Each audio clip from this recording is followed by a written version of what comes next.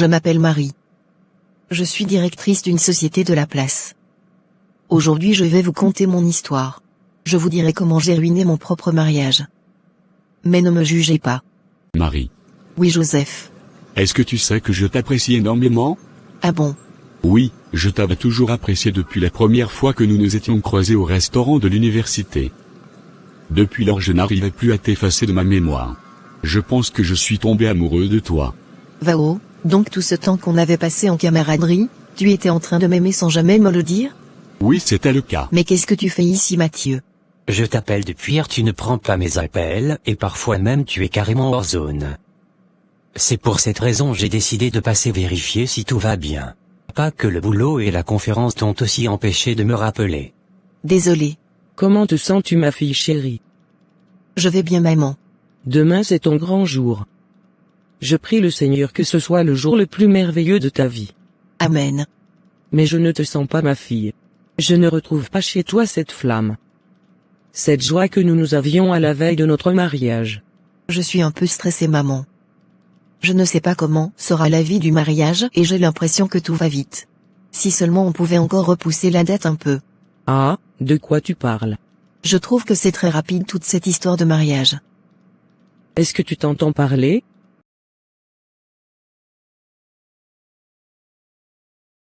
Y a-t-il un problème chérie? Il y a un moment je ne te sens plus avec moi. T'ai-je fait quelque chose de mal? Dis-le-moi pour que je m'en excuse. Tu ne m'as rien fait, ce n'est pas toi. C'est moi-même le problème. Puis-je savoir au moins le problème que tu as? Peut-être que je peux t'aider. T'inquiète pas pour moi. Ce n'est rien de compliqué. Je gère. Si tu gères vraiment comme tu le dis, ça n'allait pas affecter notre vie de couple. En quoi notre vie de couple est-elle affectée? Est-ce que tu ne manges pas à l'heure? T'ai-je privé de ton droit conjugal une fois? Non chérie. Là n'est pas la question. On ne vit pas comme un couple. On communique peu et aussi j'ai l'impression que tu fais juste pour faire. Tu es très superficiel dans tout ce que tu fais. Donc tu trouves que je ne suis pas assez pour toi, n'est-ce pas? Avec tous les sacrifices que je fais, tu trouves que ce n'est pas assez. Voilà ce que je dis justement. Tu dois tout faire par amour et par plaisir et non en te sacrifiant. Écoute Mathieu, tu me saoules. Ne sois pas énervé ma chérie.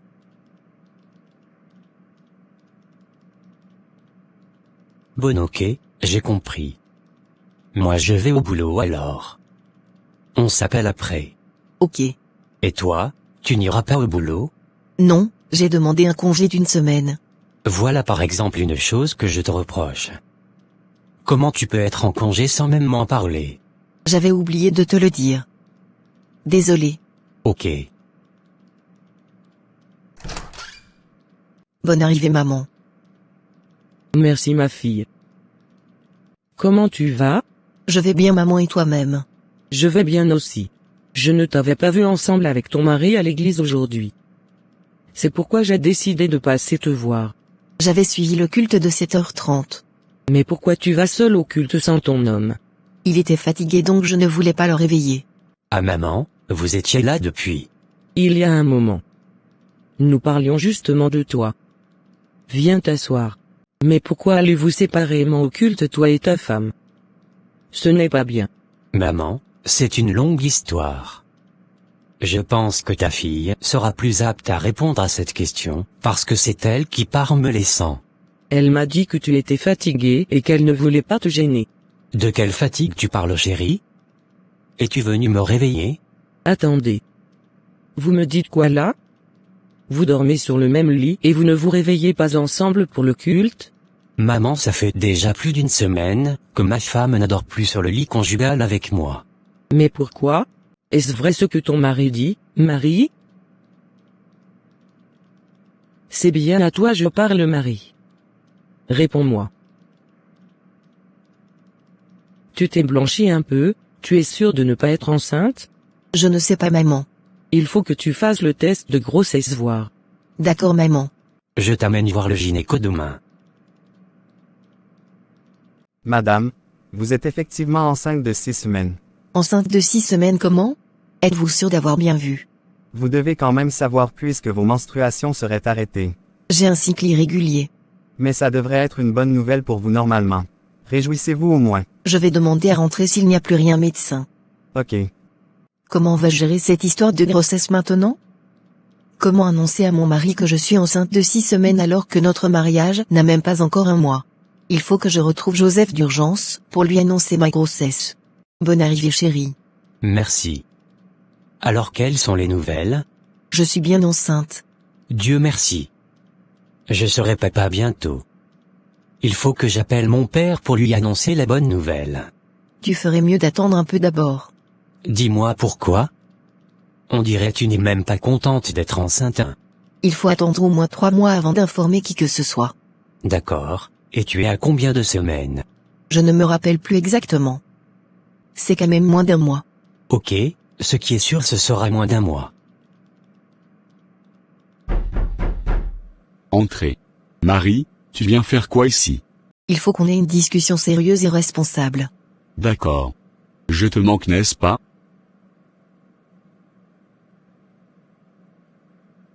Y a-t-il un souci? Je suis enceinte de toi Joseph. Dieu merci. Ne me dis pas que tu es content. Bien sûr que je le suis. Je serai papa bientôt. Tu oublies que je suis mariée. Et puis après? Moi aussi je veux de toi dans ma vie et tu le sais très bien. Tu t'entends parler.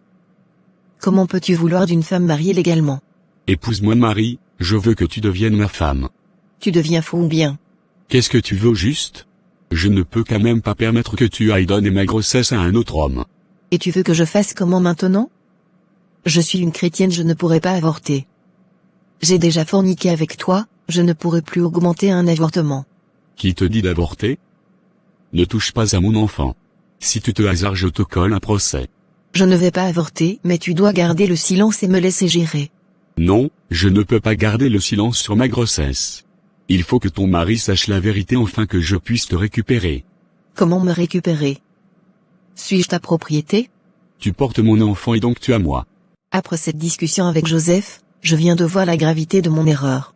Comment une femme qui se dit chrétienne peut se permettre de coucher avec un homme sans être mariée à lui? En plus j'étais déjà fiancée. À partir de l'instant que Joe a su que je portais sa grossesse, il a décidé de pourrir mon mariage. Il est devenu rageux et très possessif. Il me menace jour et nuit. C'est qui ce numéro qui t'appelle toujours tard la nuit? La personne ne sait pas que tu es une femme mariée et que tu dois être avec ton mari à pareille heure. C'est une connaissance Mathieu. Tu ne le connais pas. Et c'est seulement la nuit profonde lui il trouve son inspiration. En tout cas. Arrête de m'appeler les nuits profondes. As-tu oublié que je suis mariée? Ne viens pas me créer de problèmes. Ne sais-tu pas que mon mari me soupçonne déjà? Vous me manquez énormément, toi et mon fœtus. J'ai envie de te voir. Je n'en peux plus. Tu me fais trop souffrir. Tu as quoi Joseph? Colle-moi la paix et laisse-moi vivre heureux dans mon foyer. Je sais bien que tu m'aimes, mais tu fais semblant à cause de ton mariage. Je ne t'aime pas, laisse-moi en paix. D'ailleurs je te bloque. Elle continue toujours de recevoir des appels nocturnes. Qu'est-ce que cette fille me cache? Chérie, tu fais quoi dehors? Qui t'a appelé? Tu ne connais pas la personne. D'accord, mais qui est-ce? Personne. Laisse-moi passer.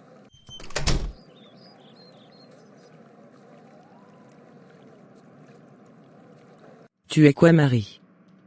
Qu'est-ce qui t'amène me voir ce matin de bonne heure? Je me suis mise dans un grand souci maman. Quel souci? Qu'est-ce que tu as? Maman, l'enfant que je porte n'est pas de mon mari. Qu'est-ce que tu viens de dire? Ma grossesse n'est pas de Mathieu. Eh mon Dieu, tu as trompé ton mari avec qui? C'était juste une fois et c'était même bien avant qu'on se marie. Eh mon Dieu. Maintenant c'est qui la personne et où est-il? Il s'appelle Joseph, c'est un ancien camarade du campus et il est un psychiatre. Le même Joseph qui venait manger à la maison? Oui maman. Est-ce qu'il sait déjà que tu es enceinte de lui? Oui maman. Oh. Fallait pas le lui dire. S'il est au courant c'est sûr qu'il va vouloir réclamer son enfant. Maintenant il me dérange et me menace jour et nuit. Est-ce que ton mari sait quelque chose à propos? Non. Il est temps que tu lui dises la vérité avant qu'il ne la prenne dehors. Je ne peux pas maman. Il ne va jamais me pardonner. Peu importe sa réaction, tu as déjà fait l'irréparable. Le lui cacher sera encore une autre erreur à éviter. Pourquoi insistes-tu tant à me voir? Marie est enceinte de moi. Oh, donc vous continuez de vous voir, malgré le fait qu'elle soit mariée. Non plus maintenant. C'était avant son mariage. Et tu penses faire quoi maintenant? Je veux la récupérer et l'épouser. Ne penses-tu pas que c'est très risqué? Tu voudrais qu'elle divorce de son mari. Je n'aimerais pas que mon enfant soit entretenu par un autre homme. Je comprends, mais là tu risques de gâcher le foyer de l'autre. Je m'en fous. Il faut que je récupère Marie et mon enfant. C'est moi mon seul désir.